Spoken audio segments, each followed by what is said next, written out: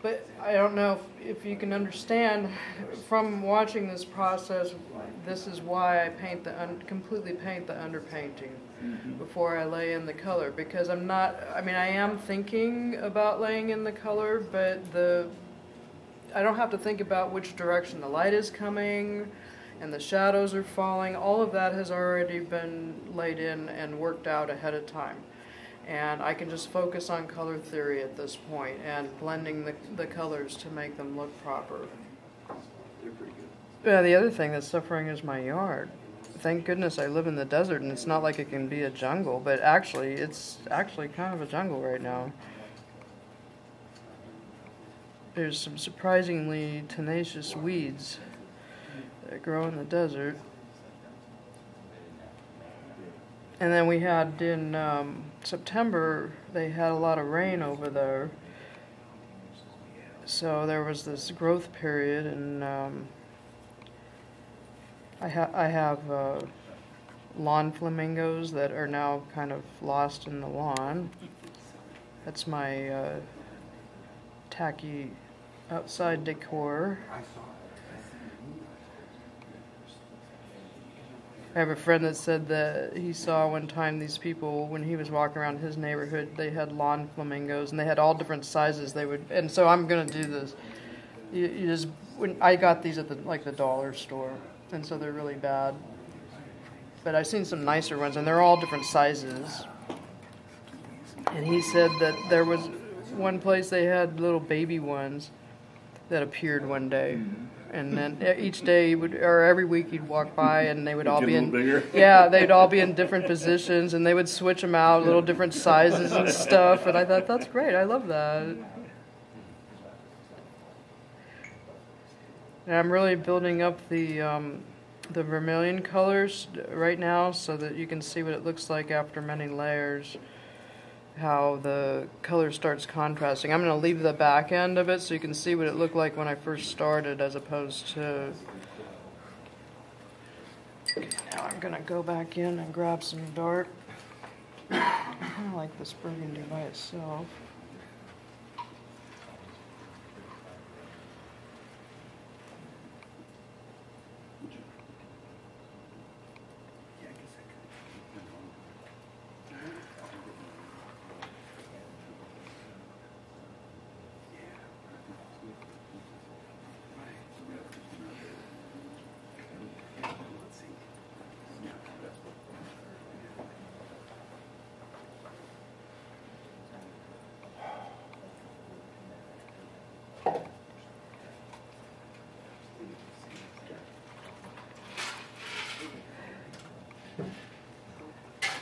When I'm getting into doing details and I can't see as well, I'll take my reference photo and I'll have my reference photo like that so that I can just kind of not move my eyes as much, and so I throw it where I can't see it at all.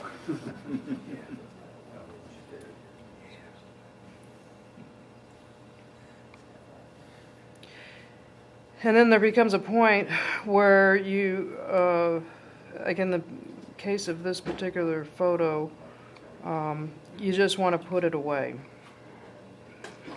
Because like I said, there's some interesting things going on with the painting here and then the engraving that aren't working out for me mentally, and so you just have to kind of go with your instincts at a certain point, and I put all the reference away and use my best judgment. And oftentimes I can fix some problems by just using the force. It's good to have reference, but sometimes it's a little too much information.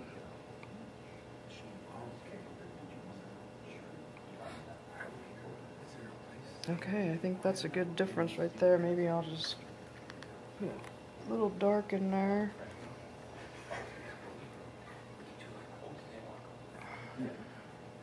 That burgundy overwhelms.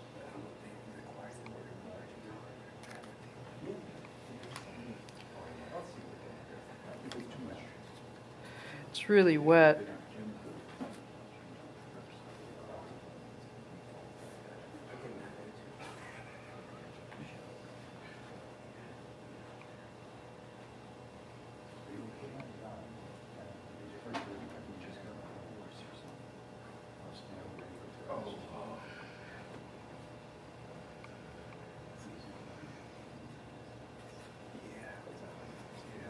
Okay, I think that's a good place to pass it around. You can see the difference here with the many layers as opposed to I've left just I think there was 2 layers of washes on the back end. You can see the color is starting to build up. You did put some washes on the back end today, didn't you? I did.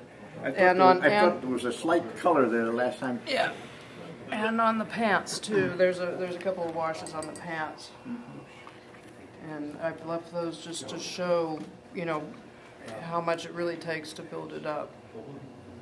You've really got that front fold in there now. It really just drops right in. Yeah, and you really have to go back and forth with it, especially on something that's like a cylinder like that. You have to go back and forth with the lights. You can't just, I can't just like work throughout that whole blanket, you know, put some darks in and go back in and put the, you have to work in a certain area and go back and forth. And that's where the watercolor blending medium will help, because it'll help keep the paint. Oftentimes I put a drop in each of the wells. It'll keep the paint from drying completely so that I can complete a whole section, because really I work just like that. I'll work in that front area for a while, and then I'll go to the back, and I want to make sure that the colors that I have here on my palette are the same that I'm using front and back. With acrylics it's really hard. If you use a wet palette you don't have quite as much of a problem with that, but as I mentioned, I don't save my paint. I mix it all up at the same, you know, each session, so that I have nice fresh paint. That front fold is much more accentuated this time than it was before. Much more accentuated. The underpainting really helps in that I can focus on the color now. I don't have to be thinking, you know, constantly be going, okay, which way is my light coming from? You know, if I was working on that blanket and nothing else was painted on the figure, when I go to do something else over here, I'd be going, okay, let's see, I think I had my light coming from this direction, and so it's better to work all of that out so it's all balanced before you start adding the color. Otherwise you're going to have a highlight in an area that maybe isn't exactly perfect, and then you've already started adding the color, and it's really hard to fix from there. How are we doing on time?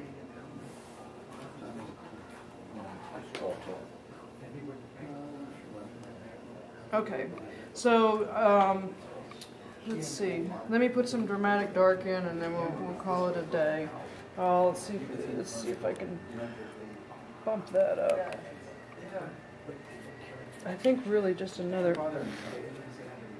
layer of the darker red. Let's see. Let's do a little bit light first.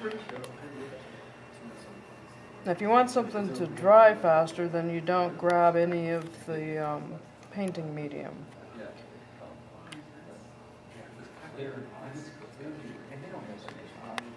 Okay.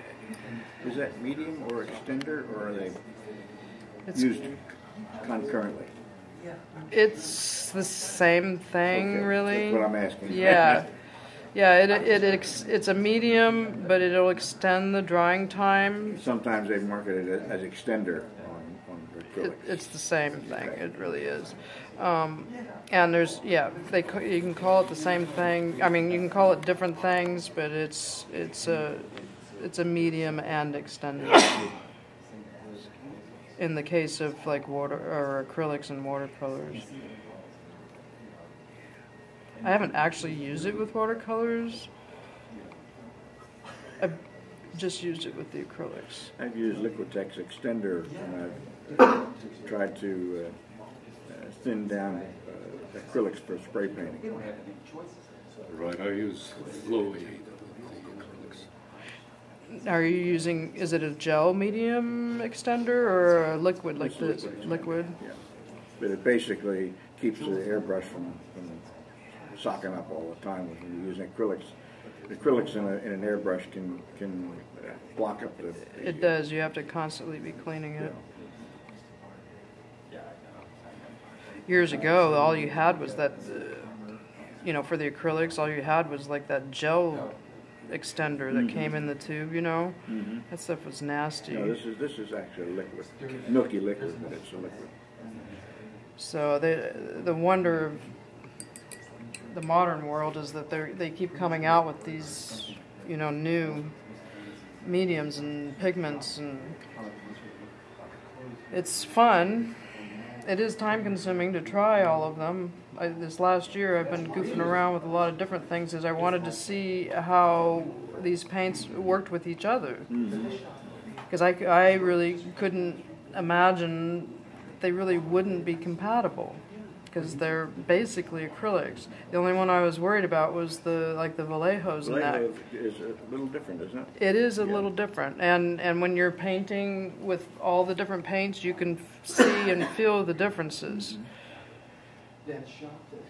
But you just get a feel for what they all do, and then it's just like any other tool. You use them in the situations that they are best. Any noticeable change over time with the lesser expensive acrylics? No. No, in 10 minutes, pretty much, they're dry enough that you're gonna see what it's gonna look like for the most part. No, I mean life expectancy.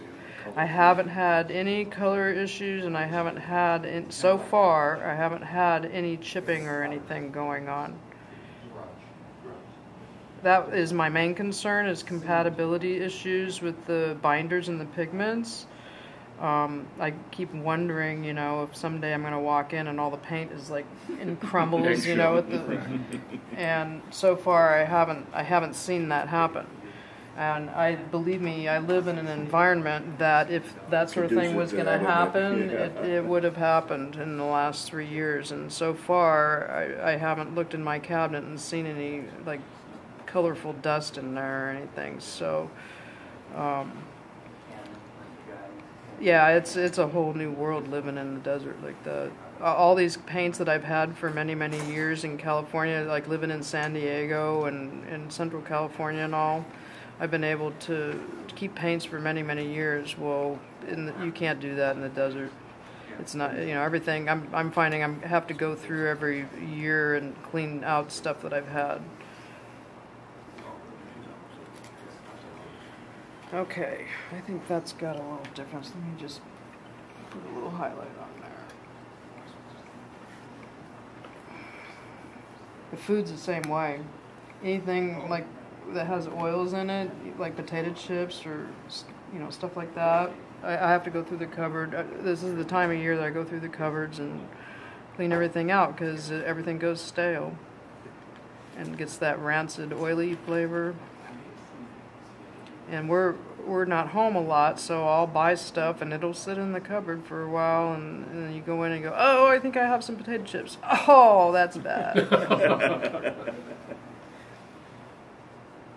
How rancid can you be? Oh, that's like the worst flavor ever.